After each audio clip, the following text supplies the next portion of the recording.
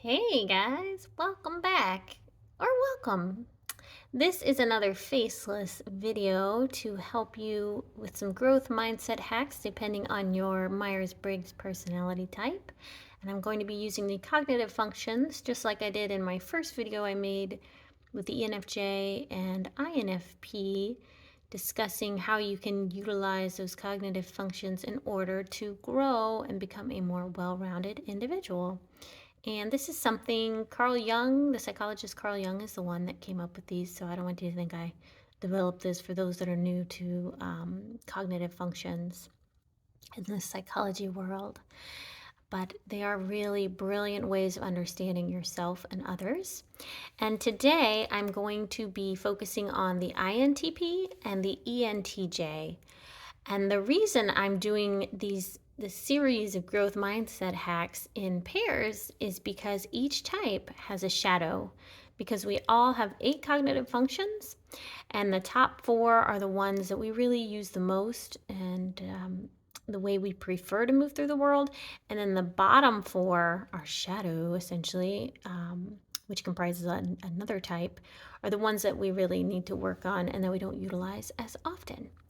So for my INTP friends, which I know I have quite a few on here, that's why I decided to go to the NT side, because thank you NTs, you're really representing on my channel and I love you and appreciate you.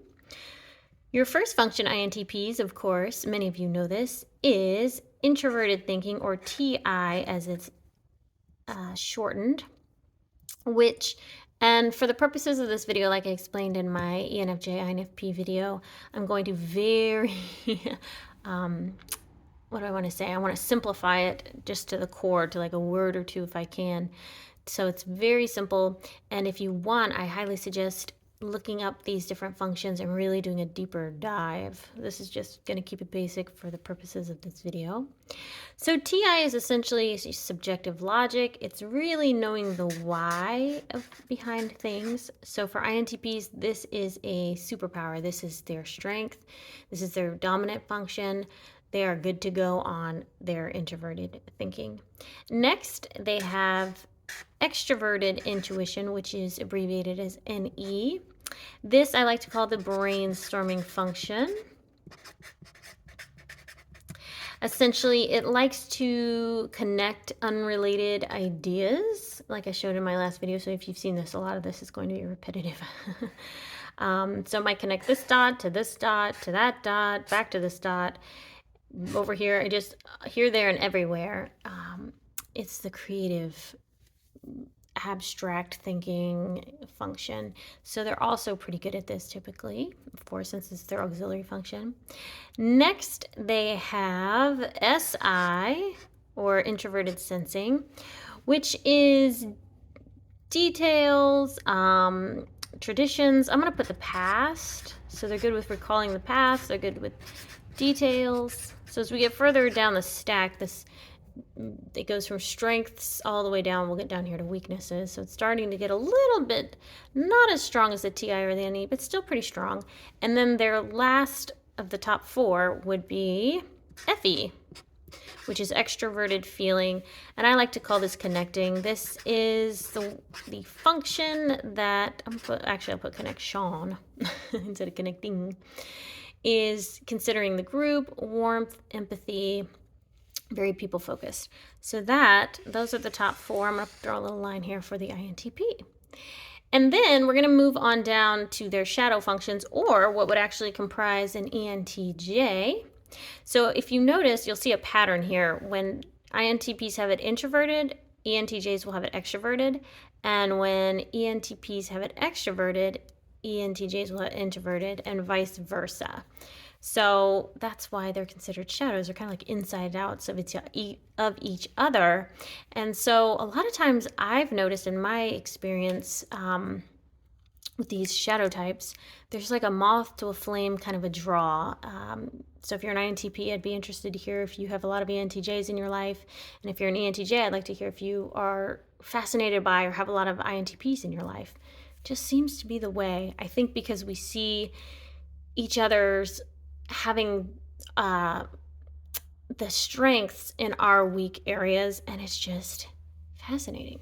So that being said, an ENTJ would start with extroverted thinking. So see the extroverted and the introverted. And that I call systems building. It's thinking aloud. They get stuff done. I was actually talking to an INTP the other day who gave me the idea to make these videos actually.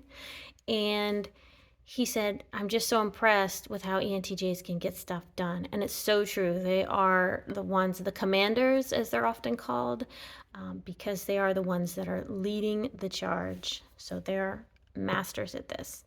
Next, they would have introverted intuition, which is abbreviated NI. This is sort of I'm going to call it the future function. It's kind of mystical. It really is able to see things in a linear fashion. So whereas extroverted intuition is kind of all over the place, scattered, this is very much going from point A to point B to point C and seeing almost like a psychic, seeing into the future how things will play out.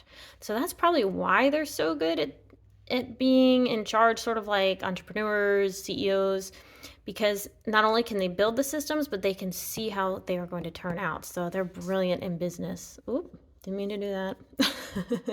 I'm emphasizing it. Next, we have extroverted sensing, or SE, and this I'm going to call the present. This is, and also your five senses. So a lot of athletes are lead SEs because you really have to be focused in the here and now and be good with hand-eye coordination and all that jazz. So this is something that they would have top 3, so not too shabby. And then their last function here would be FI, or introverted feeling, which I'm going to call self-values. It's things that you love. This is very personal, whereas FE is not as personal. It's basically considering the group. This is considering yourself, what you love, who you are.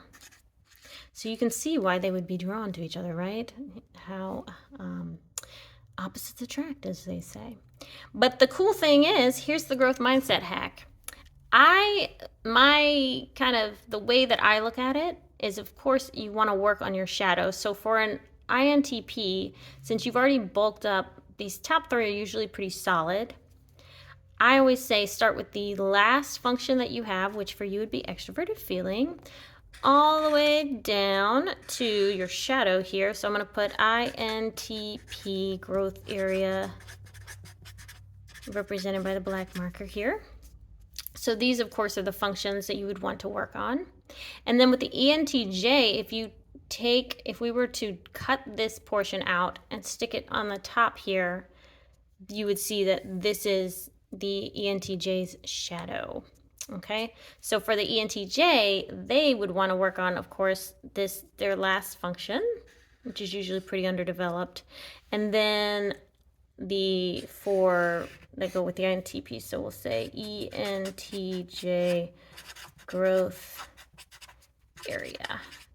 And if this doesn't make sense, please feel free to ask me any questions, because sometimes I'm not sure. I'm an ENFJ, so usually I'm pretty good at teaching because we're known as teachers and counselors. But if something's not clear, I would love to clarify for you. So, and this is also an ENTJ growth area here.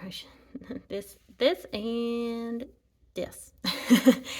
So if you're an INTP, my suggestion would be to try and get out and play and be around people more and consider the group as more often. And you do. A lot of INTPs, actually, they're better at that than they realize. I've noticed you guys don't give yourself enough credit. But bulk that up if you can.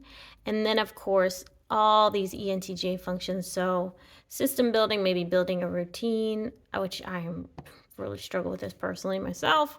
Considering the future and seeing things in a linear fashion. The five senses, of course, like trying to be mindful as well, which meditation, journaling, things like that can help you with.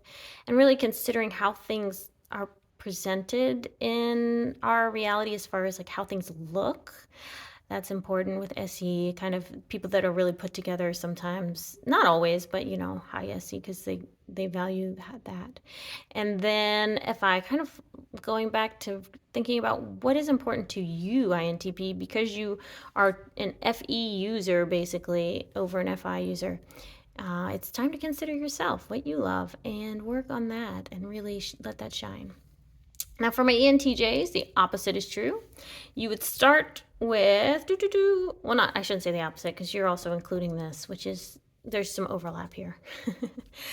I would start with your fourth function, which is typically underdeveloped, like I mentioned for INTPs. Think about yourself, considering what you love, and really bulk that up. Hey, there's a reason you love what you love. It's important to you, and it's good to share with the world, whatever that might be. Then your why. So you're good at building the system, but why are you building the system? And why subjectively, what am I trying to say? In a subjective, logical fashion, try to consider the system, I guess, and all of these things really, but your why. Work on your NE. This is fun. This is something you can do, just making random connections. Maybe when you go out somewhere, try, if you see an animal and try to think, oh, that, and then connect. I can't really give a great example right now. Oh my gosh. My brain today is I'm tired, but no excuses. I was going to get this video recorded. I always use the improv example because I do improv comedy, and to me, that's a lot of, you're relating things that aren't normally related. So that's a fun way to practice it if you want to get on stage, because you are an extrovert. You'd probably love it. And then, of course, connecting the past and working on those details. And last but not least, so this would be the one that you would probably struggle with the most, is considering the group, connecting with the group, and really empathizing. So if you have an ENFJ or an ESFJ in your life, they are FE DOMs. They might be able to help you with that. So that is it. I'm getting a message that my storage is low on my phone, so I better stop recording before it cuts me off.